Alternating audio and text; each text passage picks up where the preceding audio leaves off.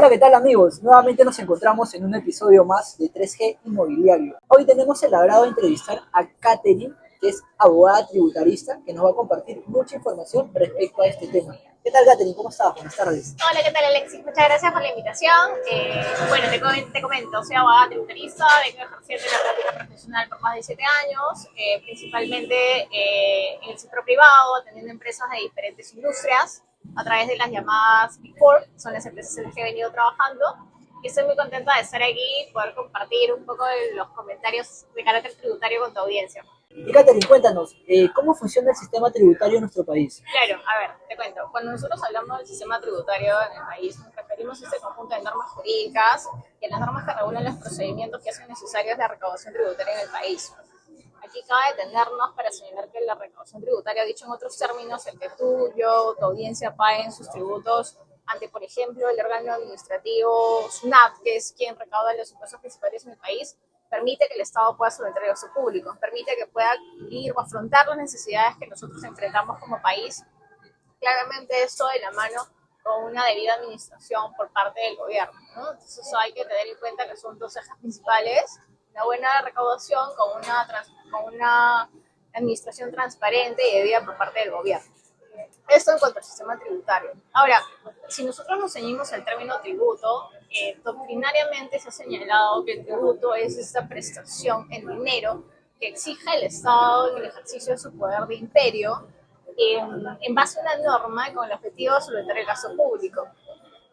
Ahora, esto es doctrinariamente. En cuanto a nuestra legislación, el Código Tributario ha señalado que el tributo tiene una clasificación. Se divide en impuestos, tasas y contribuciones. Rápidamente para comentarlo, las contribuciones son estos pagos que se realizan con el objetivo de obtener un beneficio derivado de una obra pública. Tenemos también las tasas, que a su vez se dividen en arbitrios, licencias y derechos, y tenemos los impuestos. En cuanto a los arbitrios, puntualmente son esos pagos que se realizan a las municipalidades con el objetivo de obtener la prestación de un servicio público. Ahora, en cuanto a los impuestos, tenemos los impuestos principales, el impuesto a la renta y el impuesto general de las ventas. Listo, Katherine. ¿Y qué grava el impuesto a la renta y el impuesto general a las ventas? Bien. Ok. Por ejemplo, cuando estamos hablando del impuesto a la renta, como su nombre lo indica, el impuesto a la renta grava la ganancia que obtienen los contribuyentes. Ahora, es importante aquí entender y conocer qué significa renta, ¿no?, para efectos tributarios. Y para eso se han establecido algunas teorías al respecto en la doctrina. Por ejemplo, encontramos en la teoría de la fuente de la renta producto, la teoría del flujo de riqueza y la teoría del consumo más incremento patrimonial. Cuando nosotros estamos hablando de la teoría de la fuente o la renta producto, esa teoría nos dice que la renta proviene de una fuente durable y susceptible de producir ingresos periódicos económicos en el tiempo.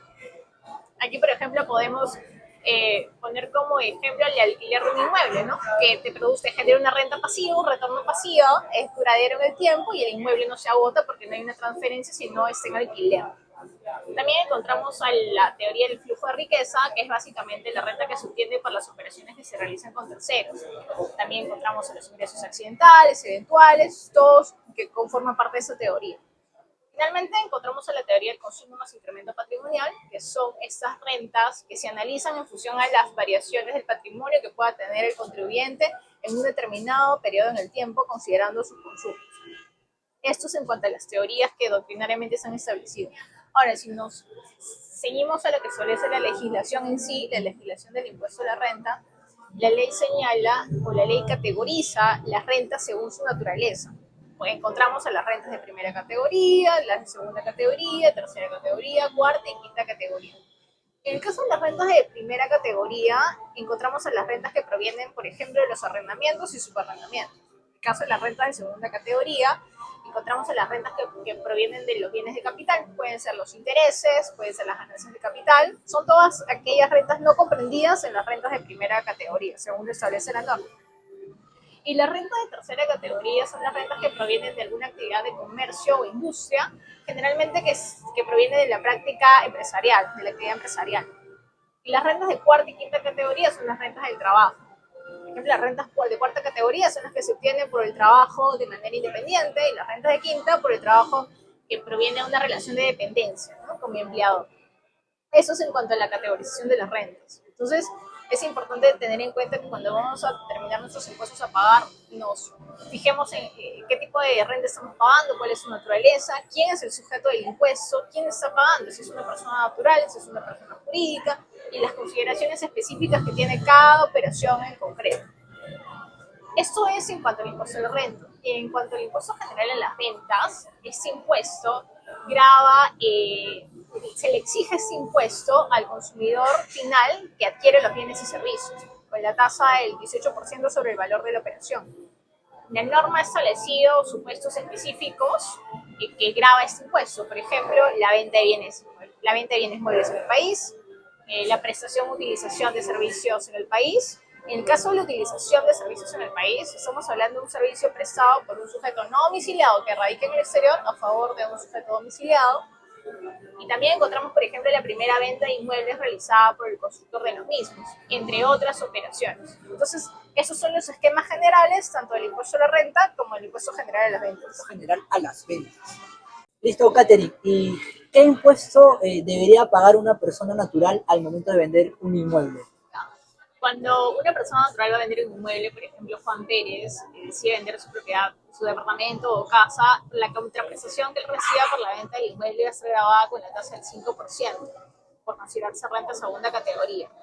Ahora, esto siempre y cuando esta propiedad que se transfiera no sea considerada casa habitación. Para la norma establecido específicamente qué se entiende por casa habitación, que es aquella propiedad que ha permanecido bajo la propiedad del propietario, valga la redundancia, por lo menos 2 años, y que además no ha sido destinada a ninguna actividad comercial.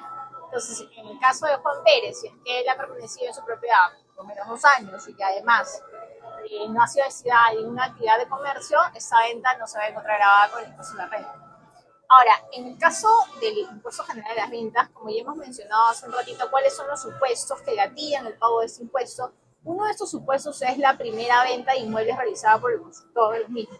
Entonces, si Juan Pérez calificaría como constructor, esta venta sí se encontraría grabada con el IGB. Sin embargo, como no califica como partiendo, estamos partiendo de premisas generales y de la premisa de que no califica como constructor, esa venta no se va a encontrar grabada con el IGB.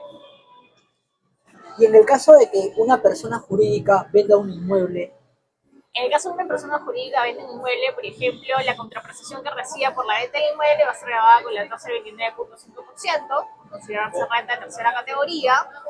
Y en el caso del IGB, puntualmente, si es que esta empresa no se dedica habitualmente a la venta de inmuebles y por lo tanto no califica como constructor, esa venta no se va a encontrar grabada con IGB, simplemente es una oportunidad de negocio. Pero sin embargo, esta empresa si calificase como constructor, esta venta va a ser grabada con el impuesto. bueno, ya para entrar a la parte final donde vamos a realizar algunas preguntas, en la cual tú me vas a decir lo primero que se te venga en la mente, Okay. quiero acotar algo respecto al impuesto a la renta.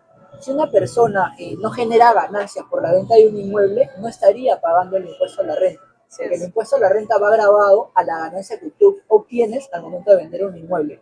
Y hay otro aspecto que identifica que si tú vendiste un inmueble antes del 1 de enero del 2004, tampoco pagarías el impuesto a la renta. Adicional a lo que nos estaba mencionando Katherine de casa habitación. Quería hacer esa acotación para las personas que de repente han tenido esa duda y han dicho de qué forma también no pago el impuesto a la renta. Listo, Katherine. Ahora vamos a entrar a esta etapa final que son las preguntas. Me vas a decir lo primero que se te venga en la mente.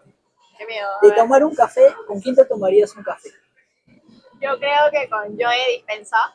Joe Dispenza, que es el autor del libro Deja de ser tú, que es un libro que creo que ha cambiado parte de mi vida. De hecho, este libro te invita a hacer meditación, te invita a hacer un viaje hacia adentro, te invita a reflexionar, a darte un tiempo en las mañanas, en las noches, a agradecer, a conectarte con esa fuerza superior, con esa voz interior que algunos lo denominan Dios, universo. Y bueno, yo soy creyente, yo creo en Dios, creo que me ha permitido conectarme mucho más con Dios, con mi espiritualidad.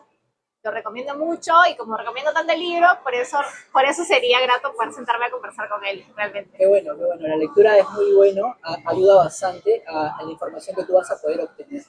¿Y cuál ha sido la última inversión que has realizado? Puede ser de $100 o menos. Libros. Libros. O sea, bueno, hace poco hice una inversión en la compra de un terreno, pero si estamos hablando de $100, Mayormente libros. libros. Invertiría en libros o en algún curso, siempre apuntando a aprender, porque creo que la mejor inversión que nosotros podemos hacer es en nosotros mismos.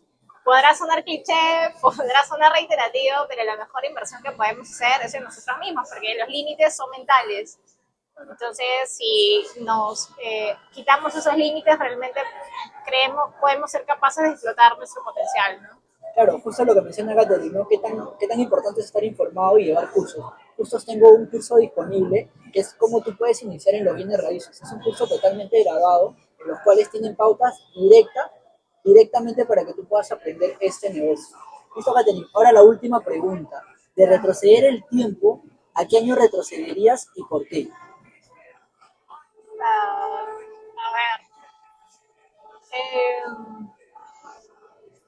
bueno, si te tengo que, no retroceder el tiempo, pero si lo tendría que hacer sería cuando empecé a trabajar, empecé a practicar en las Creo que estabas en el firmas. ministerio, ¿verdad? No, en el centro privado, en las firmas, quizás hubiera tenido una vida más balanceada. Sentí que, si bien aprendí muchísimo, sentí que hubiera podido, con todos los conocimientos que tengo ahora, claro está, en ese momento no tenía las herramientas correctas quizás, sentí que hubiera podido tener una vida más balanceada y tener una visión más amplia de la vida y no centrarme únicamente en el aspecto profesional, al menos en ese momento. Claro, qué bueno. Quizás eso hubiera sido. Eso hubiera sido, ¿no? Listo, Catherine. Te agradezco por tu tiempo y por la información que estamos compartiendo el día de hoy. Va a quedar pendiente algo muy importante que referente al tema de un agente inmobiliario, un asesor inmobiliario, referente al tema de los tributos también. Pero eso ya será para la siguiente conversación. ¿Alguna recomendación que de repente quisieras darle a la audiencia? General, de vida, de filosofía, Como gustes. nada, que creamos en nosotros mismos y los límites son mentales y solamente tenemos una vida para disfrutar, hacer y deshacer. Así que sin miedos. Dale, nos vemos en el siguiente capítulo, pero sin antes de pedirles algo. Para atraer personas como Katherine que nos comparten información, es muy importante que si tú ves este contenido, puedas comentar, puedas darle like y puedas compartirlo. Eso me ayuda a mí para poder entrevistar a este tipo de personas y que ustedes puedan nutrirse de toda la información que el día de hoy estamos compartiendo. Nos vemos hasta el siguiente capítulo.